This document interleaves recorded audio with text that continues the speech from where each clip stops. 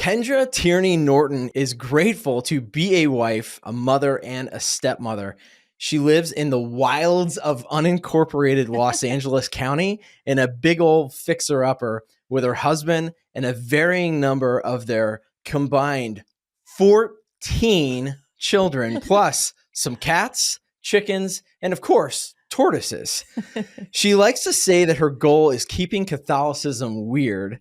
To that end, she is the author of books with Ignatius Press and Emmaus Road Publishing, the creator of Catholic All Year at Home on Formed, and the founder of Catholic All Year, which is an apostolate dedicated to helping parents live out their Catholic faith and pass it along to their children. Most importantly, and as we alluded to before, Kendra said that if this episode were a masterclass, it would be titled Keeping Catholicism Weird. So welcome to Modern Catholic Family, Kendra, and tell us about that title. Why? All right. So the reason that I like this concept of keeping Catholicism weird is that, our cultural heritage as Catholics is these saints, these feast days. The liturgical calendar, gives us this framework of sometimes macabre patron saints, like that, the patron saint against fear of the dentist and tooth pain is Saint Apollonia because a mob attacked her and pulled her teeth out.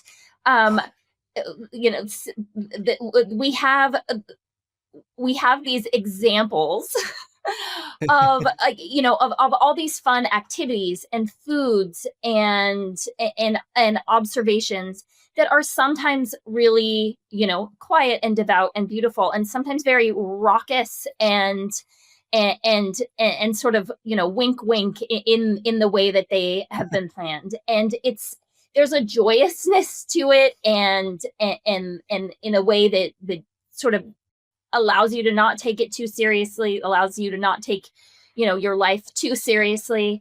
And I love that. I love that about it. And it's something that I grew up Catholic, but I didn't grow up understanding all of that richness, and all of that joy. And so, as my husband and I were, starting off raising our family, it was something that we wanted to really incorporate and make sure that, that they understood the hard stuff and the fun stuff.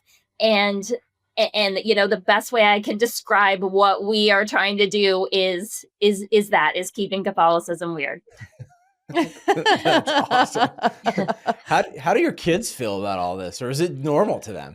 Yeah, I mean, it is normal to them. It's they have come to expect it, but again, I think that they really appreciate it, and we are a we are a sample of one, but so far all the kids from 27 to 6 are still practicing the faith. So I think that, as silly as it can sound sometimes, these liturgical living in the home traditions are really a way to catechize in a way that I like to call kind of sneaky catechesis, because you're not sitting down for lessons, right?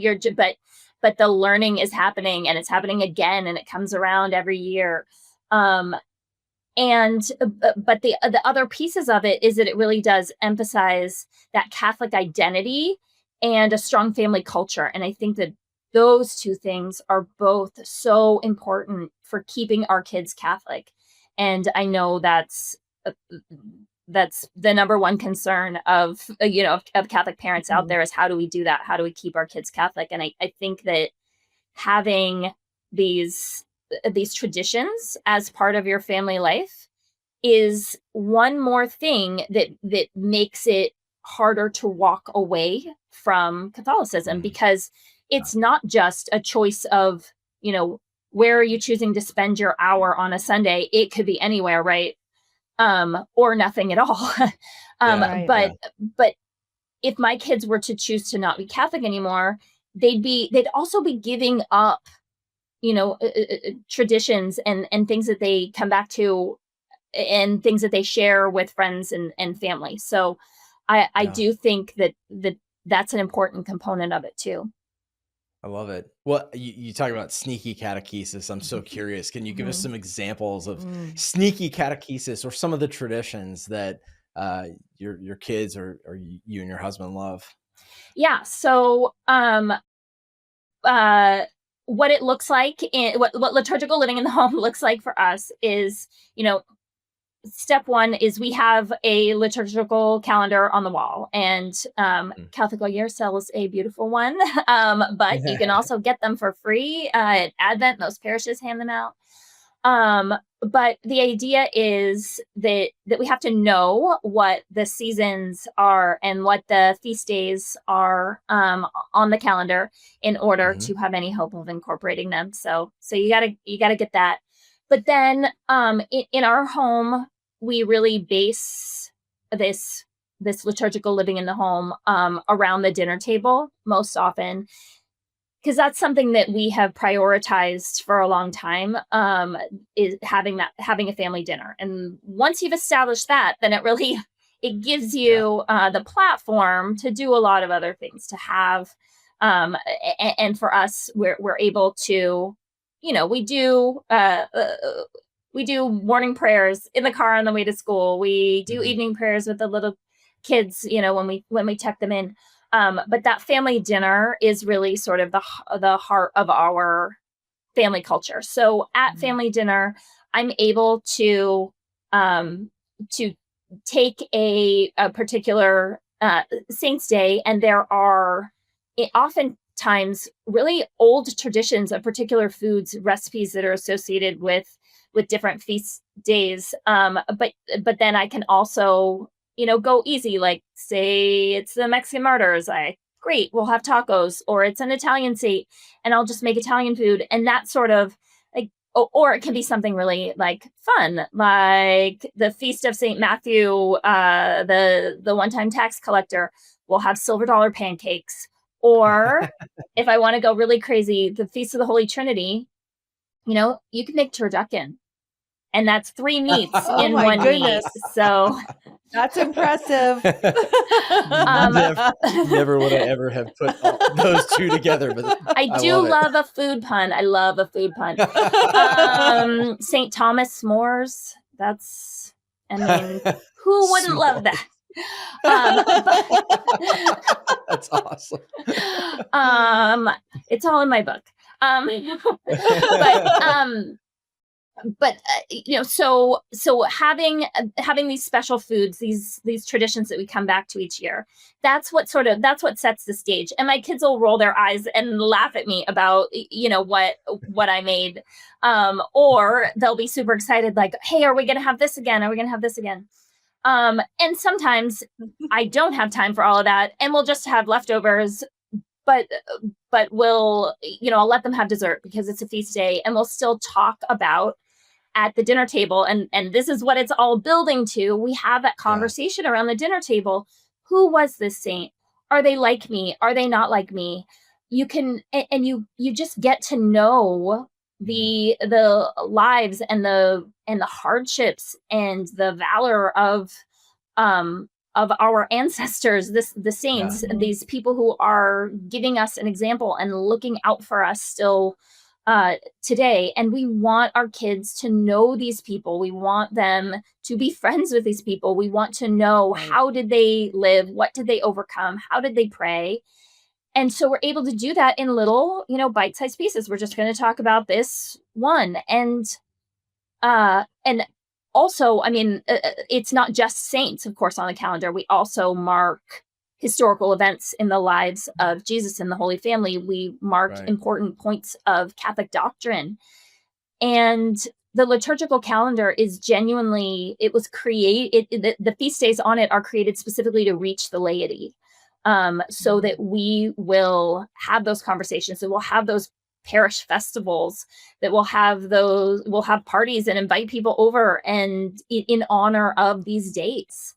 Yeah. And even if they are not happening at a, macro level in your community or in our country, we can still do that with our family, and we can still do that in our neighborhood and in our school community, and, bring that feeling of community back. That's awesome. So you've got kids, you mentioned, spanning all ages from 6 to 26, 27, I guess you said, actually, right? What your older kids, obviously the kids that are still at home, they're living this on a day-to-day with you still, but the kids that have gone on and are, pursuing education or living out on their own, did they take some of these traditions that you built as a family and carry them with them off into the world? Yes. Yeah, absolutely. My son Bobby just had his name day yesterday, 2 days ago, St. Robert Bellarmine. So I texted him in the morning. I'm like, "You're gonna do something. You're gonna have a special dinner today, right?" It's like, "Absolutely." But he's off at school.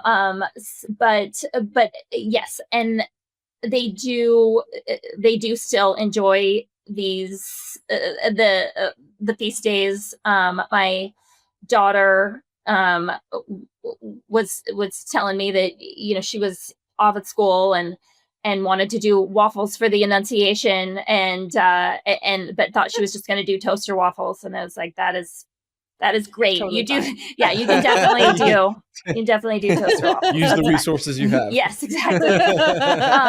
But the beautiful thing I think about doing it in a wide family is the way that the older kids take some ownership over some of these traditions. And I don't know if you've noticed this in your family, but if you do a thing once, it's a like unbreakable tradition that that your family has to do every single year. So yeah, that happens. But then as kids get older, they really enjoy sharing these traditions with little kids. We do some, mostly it's just food and conversation, but we do have a few little activities that we tend to do, like on Spy Wednesday, we'll hide quarters to represent the pieces of silver.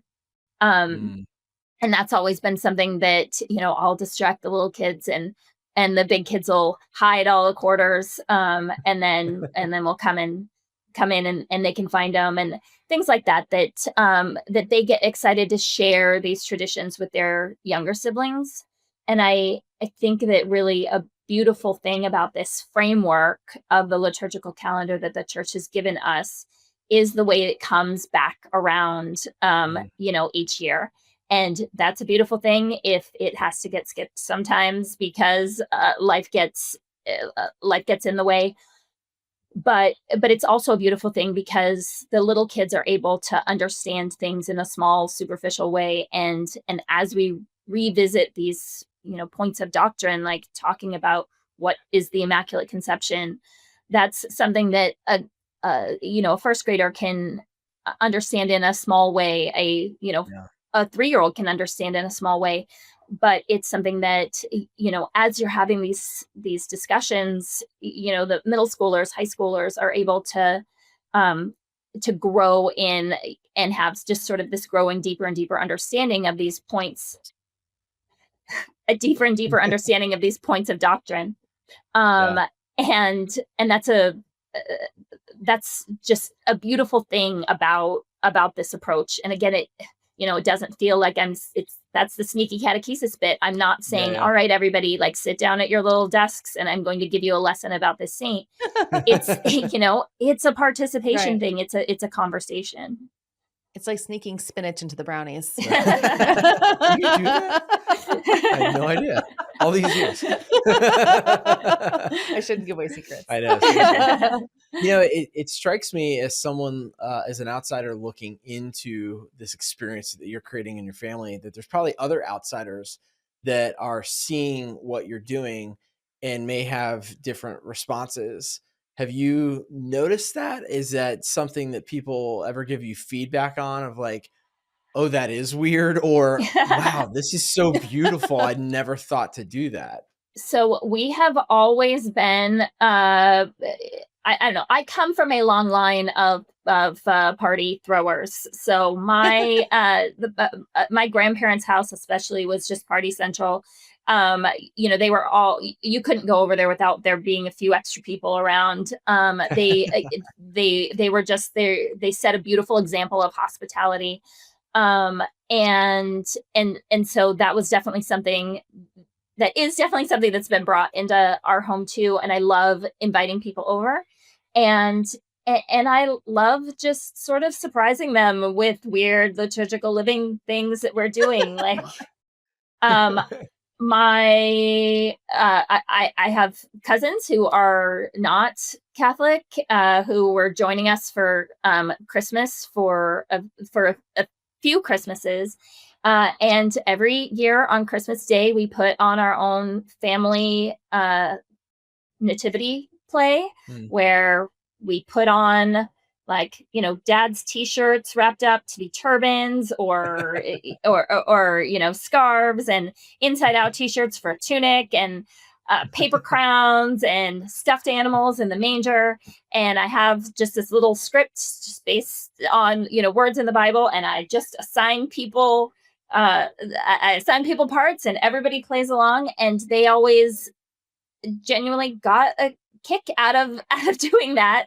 And I've always had a positive response to it. One of our first, I think the very first like liturgical living party I ever threw was for Michaelmas, the feast of Saint Michael and the archangels.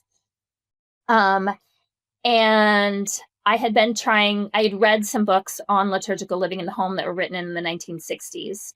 One called Around the Year with the Trapp Family, which is written by Maria von Trapp, and another one called The Year in Our Family by Mary Reed Newland. And I read those books, and I was like, oh no, this is too much. This sounds like too much work. And it was like a year before Michaelmas was coming. And I was like, what would be amazing for Michaelmas is if we made a devil piñata. And we got to fight the devil piñata. Beat the devil. Yes. Awesome. And at the time we lived on a cul-de-sac, and the other families on the cul-de-sac were a single, as far as I know, non-religious guy, a secular Jewish family, and a very religious evangelical Christian family. And my kids were, friends and hung out with them. And I was like, okay, well, we all believe in angels, right? Like, I don't know about the first neighbor, but anyway, he was up for coming too. But it felt like something like, all right, like this is a part of the Bible that we're all on the same page on. And so we had everybody over. We, we had dinner. The kids stabbed devil piñata with wooden swords. And, everybody had fun. Was it weird? Yeah. Did everybody enjoy it? Absolutely. Preach the gospel. Gosh, I love it. Preach the gospel at all times when necessary. Throw a party and beat the snot out of Satan with a sword. Right. Fantastic. That's awesome. I when you were talking about the nativity recreation, I kept thinking, like, what part did the tortoises play? Are they the three kings? Like, I don't know how many you have, but that would be amazing. The tortoises are the newest addition to the family. And because you didn't have enough going on already. Yeah, they're two giant sulcata tortoises. They're like 75 pounds each, and they live in the yard. So this was the compromise that my husband and the 8-year-old boy came up with, because he went to the racetrack with my father-in-law and won $50 and wanted to get a turtle to live in the house. And I was like, absolutely not. That will smell bad. I do not want that. They talked amongst themselves, decided we're gonna get it'll live outside. They'll live outside. It's not gonna bother anybody. They're these giant things. They're like dinosaurs that live in my yard. But I would now, like, I'm not gonna be able to pay attention to anything else we talk about, because I'm going to be thinking, like, how can I incorporate them into liturgical living? Like, who are they going to be in the pageant? Surely I can make a crown that fits on their head. They can be the three wise men. It'll take them a really long time to get across the yard, just like the three wise men. Take across the camels. We could ride. Oh, this episode just went off the rails. I love it. Yeah. Awesome. Oh my goodness. I always say, whatever you're doing, you just twist it a little bit to be based on the liturgical year. Exactly. I haven't been doing that with the tortoises. Here's your sign. Yeah. You could totally blame me. I'm curious if your kids ever come home with ideas, knowing that you do this and then it's tradition. And like you said, once you do it once or twice, the kids just expect things like this. So do they ever come home and say, hey, Mom, can we add or can we do for whatever special feast day is coming? Yes. Well, and my sort of like catch-all is that I have a rule that if they'll give a saint report, then we can do dessert at that meal. So if they want to teach me about the saint, then we can have dessert. But we don't have desserts when it's not feast days. So if they got a hankering for a little something, they'll like do the research. And I mean, the little kids especially, they're supposed to memorize it, but sometimes they'll have their little notes. Yeah. And it is pretty cute. But the one that they came up with is, when I give, I talk about that what we started off with in our house before, it went really crazy and we're, observing like 100 feast days in our home every year. But we started off with what I call the 3 special days, because we're already celebrating our kids' birthdays. And that's great. That's an American cultural thing. I'm not trying to take that away from anybody. Sure. But traditionally Catholics celebrated name days rather than birthdays, because that would celebrate it often corresponded with your birthday, because you would often be named for the saint on whose feast day you were born. But regardless, that was your sort of special day, was your name day. So I was like, all right, well, let's do that too. And then, well, if we believe what we say we believe about baptism, then we have to also celebrate that day, right? Because that's definitely more important than the day we were born, the day that we were baptized. But of course, the kids, even at a Catholic school, the sort of tradition is that parents will bring a treat for the kids on their birthday. And my kids are like, but if we believe what we say we believe, don't we also bring a treat on our baptism day and our name day? Milking it. That's fantastic. Like, my words being turned against me. But fine. Yes, I will make you cookies again. That's brilliant, actually, on their part. I love that. Yeah. That's so smart. So that actually, you kind of answered my next question, because my next question is for someone who wants to get started in celebrating, the liturgy throughout the year and the liturgical calendar. How do you choose? Because you're obviously celebrating the big ones, Christmas and Easter and, Advent, Lent. You're really acknowledging and walking and living those experiences. So my question was going to be, how do you just step into this lightly without, like you said, reading the book and being like, oh yeah, not me. And what resources does Catholic All Year have to support that? Yeah. So, I think that's step one is, like you said, you're already doing it. You are liturgical living in the home. If you are celebrating Easter and you're celebrating Christmas, if you put up a Christmas tree, that is a liturgical living in the home tradition. So, give yourself a little credit. You're already doing it. But then step one. Yes. But then, but even though the feast days on the calendar are ranked by what the church considers to be, the most important for the universal church. And so there are solemnities, there are holy days of obligation. And those were, the church is saying that they're all great, but these are the most important ones. But I still think it's hard to, what's the thing that actually motivates us as parents? And the thing that motivates us as parents is our kids. And so I think starting with those 3 special days, deciding that, hey, I'm going to make sure that my child has a knowledge of and a relationship with this, a patron saint. And especially if we named our kids after a saint, like, let's make sure they know that saint. And if, like me, your name is not yet a canonized saint, then, you can Maybe it's a middle name, maybe it's a confirmation saint, maybe it's just a saint that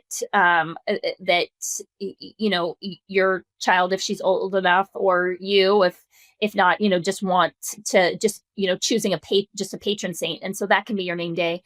And that's it's a good way to start out, because if you tell your kids, hey, this is a special day for you, and in our family, they get to choose what we have for dinner, and we have a treat, and they're like this special kid for the day. So you get to pick the activity within reason. You get to sit where you want to sit within reason. So it just, especially in a big family, it's it's pretty low stress, but they really like it. They feel special. Yes. Yes. So starting off with that inward focus on the family, on those people that God put closest to us, the people that we are most called to to evangelize, the people in our home. So starting with that relationship with that one patron saint, and then with that relationship to the sacraments, really it's a way to walk the walk, right, where we say we think sacraments are real and important and actually change things. And the easiest way to actually convince your kids of that is to also let them have a cake on that day, because because that's what gets their attention. Like if I really believe this, then my actions will match up with that. And so for us, again, it's not, it might be a cake, but usually it's just whatever they choose. And if I have put it in my calendar and put a reminder for it so that I know ahead of time, then they get to pick whatever they want for dinner. If I just remembered that day, then they get to pick from anything we have in the house. But then, so they get to pick dinner. We have a dessert. We renew our baptismal promises.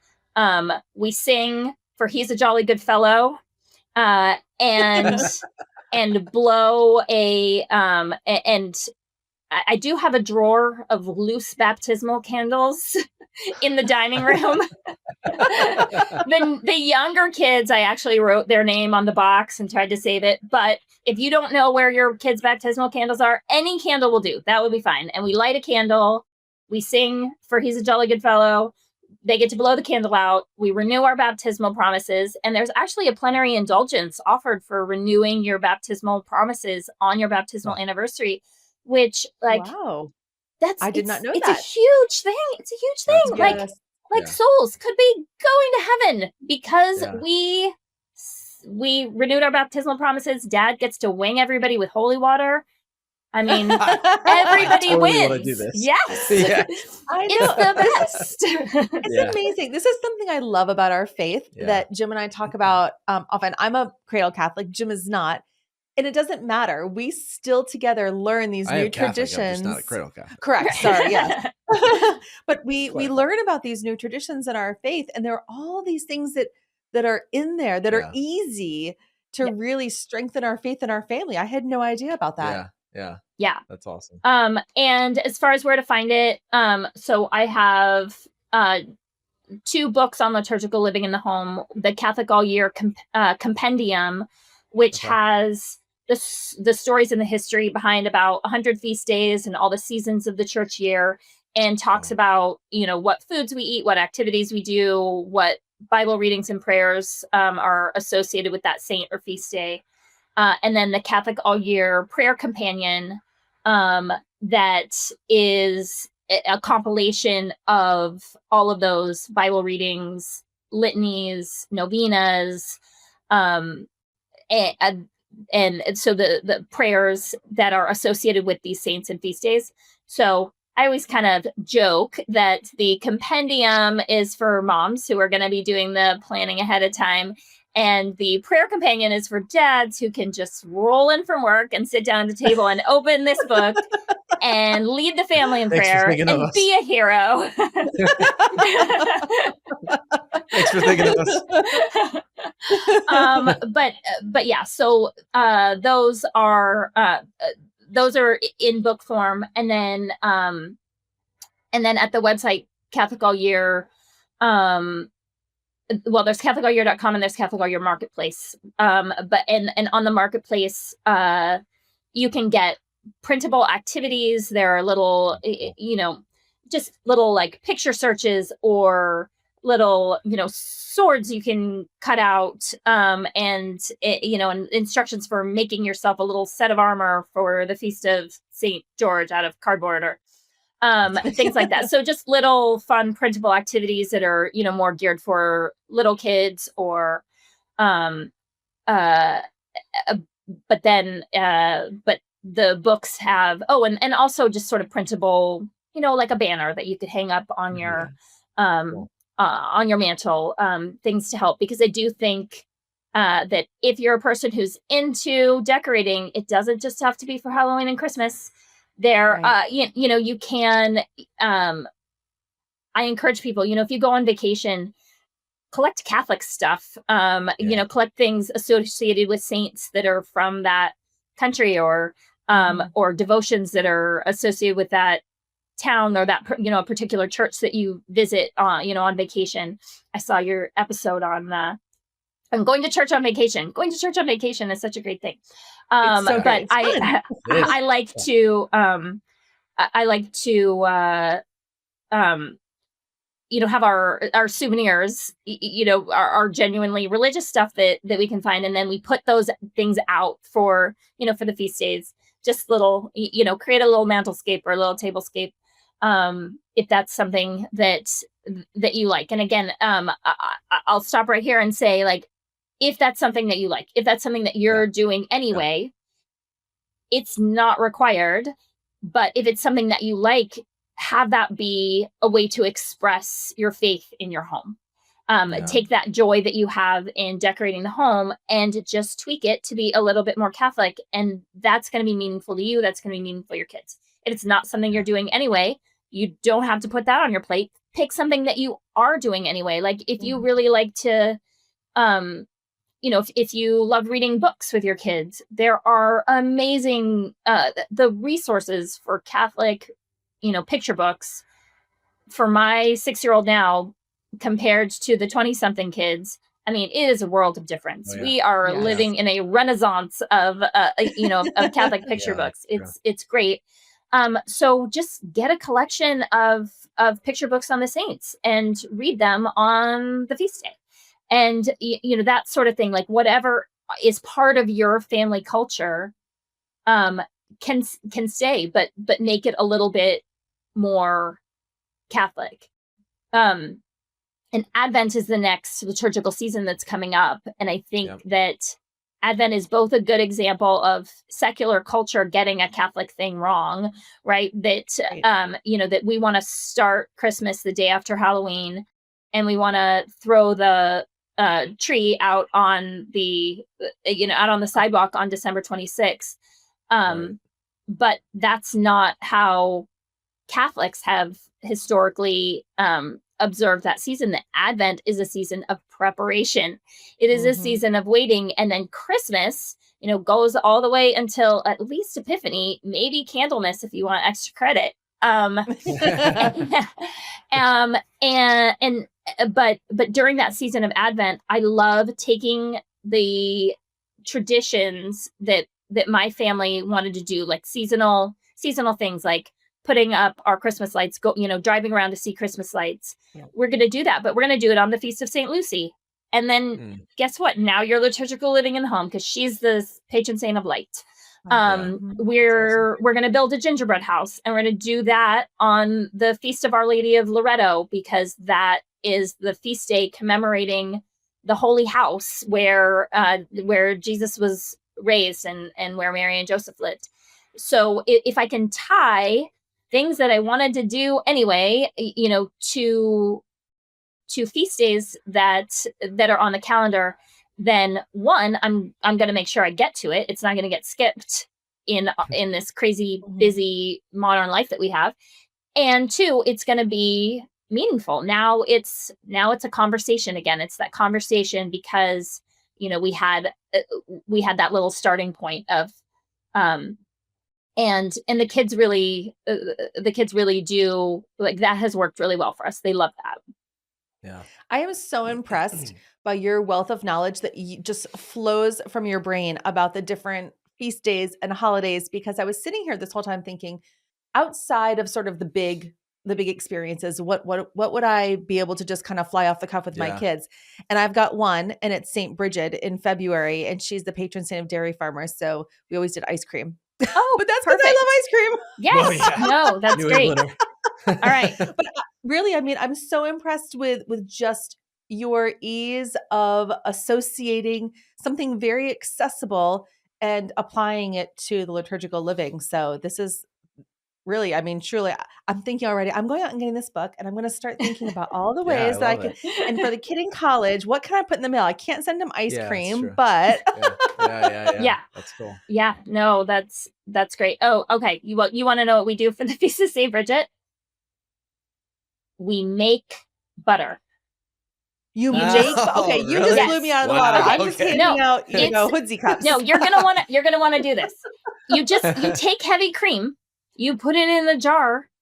You can put marbles in there if you want the excitement of it making noise, and you just shake it, and it takes forever. But you just shake it, and eventually it becomes butter. And yeah, because she was a dairy maid, so we make homemade butter. And gosh, and it's not something that I do on a regular basis, but it's something that I do once a year, and the kids really love it. And it's just this silly thing. And I have this weird, like, some things just point to God, right? And for me, yes, butter points to God, because it doesn't do the cow any good for that to happen. For when you put it, you milk a cow, you set it down, it separates, you take the cream, you put it in a jar, you shake it for, you get your children to shake it for a half an hour, and then it's butter? Like, why? There has to be a God. None of that butter does not make sense if there's not God. And so we shake the butter, we shake the jar, and we talk about that. And we talk about the life of St. Bridget, and we talk about how there must be a God because there's butter. I think Paula Dean would agree with you. That's fantastic. Oh my gosh. That's great. Yeah, I love it. Kendra, I want to get into the rapid fire round with you, because I want to hear some of the answers to these quick questions. Mm-hmm. When it comes to, besides your own resources that you've created, what's one resource for Catholic families need to know about, whether online or offline? So there is, I would say, for parents, because I think there are so many great resources for kids out there, but there's the In Conversation with God podcast is not liturgical living in the home base at all. But you can get it on the Relevant Radio app.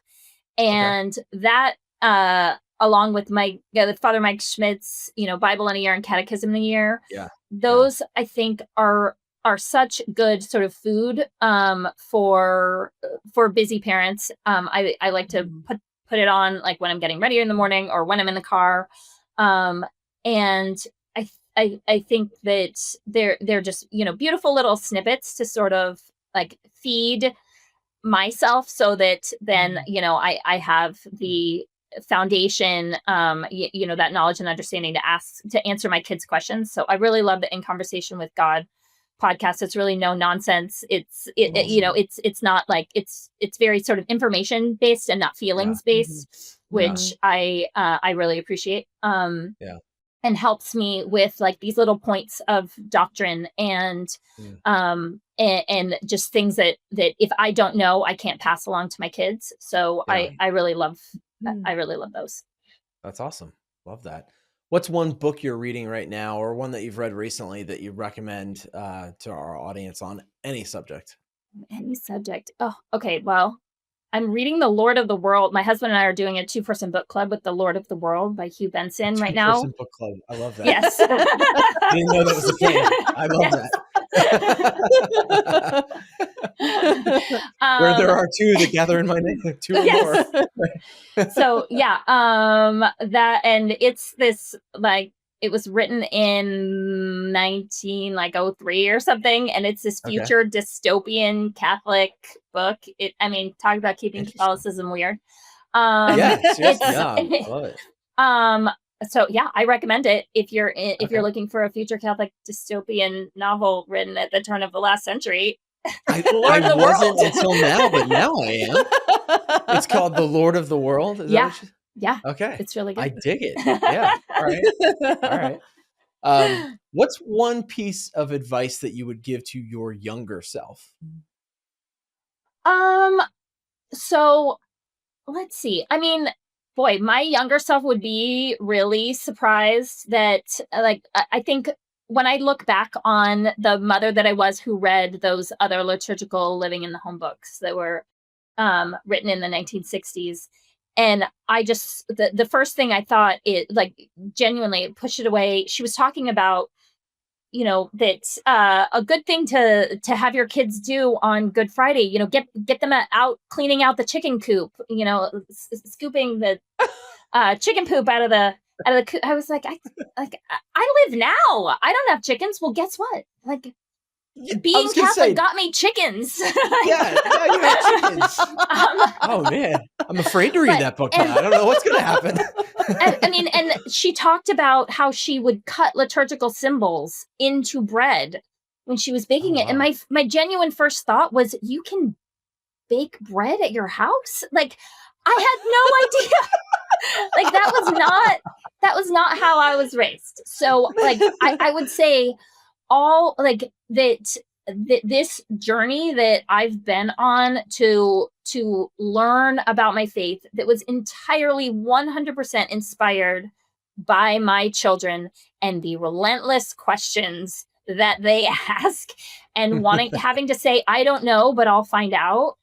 But this journey that the Lord put me on, with, starting with my late husband and all, and through raising kids with him, losing him, unexpectedly remarrying, all of this has been this, little baby step journey, and where being willing to learn about the faith, being open to incorporating those traditions into our home, and genuinely into my heart, and into the fabric of our family life and our everyday life.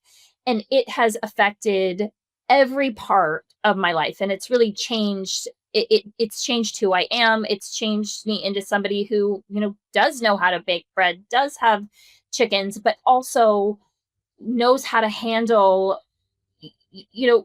tragedies and challenging situations that our family has been through. And it's all been, based on the knowledge and understanding that I've gained through the Catholic Church, the recourse to the sacraments, all of that. And it really did. It's started for me with, with deciding to celebrate the 3 special days, with deciding to invite people over, to